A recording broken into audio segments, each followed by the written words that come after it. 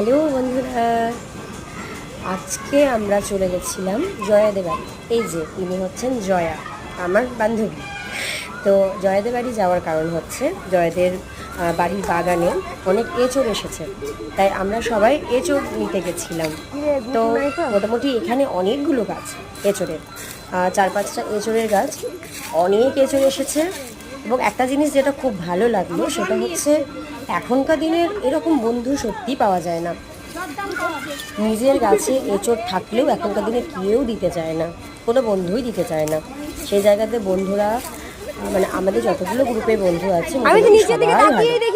Jaya school থেকে, school ছিল, সেই স্কুল থেকে আমরা জয়াদের বাড়ি যাই এবং এখানে দেখি অনেক এঁচড় নিচে শুয়ে আছে, মানে গাছে এত বেশি এঁচড় এসেছে।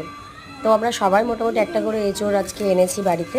কিন্তু ব্যাপারটা হচ্ছে আজকে তো বৃহস্পতিবার ছিল, যেখানে এঁচড় নিরামিষ রান্না করতে হবে। তো আমরা নিরামিষই রান্না করেছি কম বেশি সবাই, কিন্তু খেতে খুব ভালো ছিল। দাদা এঁচড় কেটে দিচ্ছে একটা করে আমাদেরকে, যে আমরা সবাই একটা করে নেব।